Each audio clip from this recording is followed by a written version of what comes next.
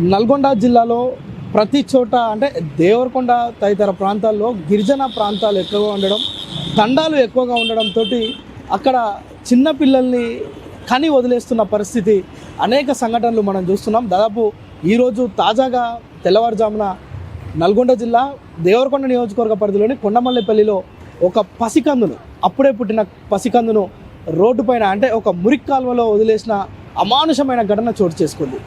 అంటే కొండమల్లిపల్లి టౌన్లో ఉన్న వాసవి కాలనీలో చిన్న పసికందు, అప్పుడే పుట్టిన పసికందును అక్కడ వదిలిపెట్టడం, అంటే ఎవరో గుర్తు తెలియని వ్యక్తులు కనడం వదిలిపెట్టడం. అక్కడ గిరిజన ప్రాంతాలు ఎక్కువగా ఉండడం, గిరిజనులు చిన్న వయసులోనే పిల్లల్ని కనడం, అమ్మాయిలు పుడితే ఆ అమ్మాయిలను రోడ్లపైన వదిలేయడం, ఇలాంటి సంఘటనలు దాదాపు అనేకం మనం నిత్యం చూస్తుంటాం. అయితే తాజాగా ఒక మగ శిశువు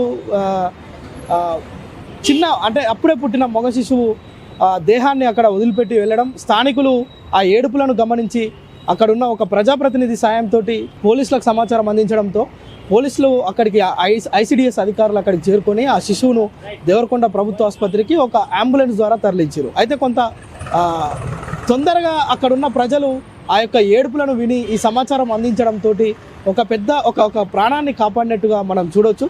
మరోవైపు ఏంటంటే అక్కడ ఒక కుక్కలో పందులో ఆ యొక్క పసికందును చీల్చి చెండాడి తినకుండా కాపాడిన వారు కాపాడినట్లు అయిపోయింది. మొత్తంగా ఇలాంటి ఘటనలు అనేకం చోటు చేసుకుంటున్నాయి. దేవరకొండ నియోజకవర్గంలో భ్రూణ హత్యలు ఇలాంటివి కూడా ఆ ప్రాంతంలో అనేకంగా జరుగుతున్నాయి. అయితే వీటిని నిరోధించేందుకు జిల్లా పోలీస్ యంత్రాంగంతో పాటు ఐసిడిఎస్ అధికారులు, రెవెన్యూ అధికారులు అనేకమైన చర్యలు చేపడుతున్నప్పటికీ వీటిని నిరోధించడం మాత్రం సాధ్యం అవుతలేదు. అయితే గతంతో పోలిస్తే ఇప్పుడు కొంత మెరుగైందని చెప్పుకోవచ్చు. అయితే తాజాగా ఈరోజు జరిగిన అమానుషమైన ఘటన ఏదైతే ఉందో ఆ ఆ పసికందును హైదరాబాద్లోని ఒక ప్రైవేట్ ఆసుపత్రిలో చికిత్స అందిస్తున్నట్టుగా మనకు పోలీసులు తెలిపారు. ఇందుకు సంబంధించి ఐసిడిఎస్ అధికారులు కూడా నెక్స్ట్ అంటే ఏ విధంగా షెల్టర్ ఇవ్వాలి, శిశు కేంద్రానికి పంపిస్తారా లేదంటే ఏం చర్యలు తీసుకుంటారు అనేది చూడాలి. మొత్తానికి కొండమల్లిపల్లి టౌన్లో వాసవి నగర్లో జరిగిన ఈ అమానుషమైన ఘటన మాత్రం కొంత సభ్య సమాజం తలదించుకునే విధంగా ఉంది. ఇలాంటి ఘటనలు పునరావృతం కాకుండా అధికారులు అదేవిధంగా అంటే ఎవరైతే గిరిజన ప్రాంతాల్లో ఉండే మహిళలు ఉంటారో వారికి విస్తృతమైన అవగాహన కల్పించాలి. ఇలాంటి ఘటనలు చోటు చేసుకోకుండా చర్యలు తీసుకోవాల్సిన అవసరం అయితే ఎంతైనా ఉంది. కెమెరామ్యాన్ సాయితో ప్రేమ్, సుమన్ టీవీ, నల్గొండ.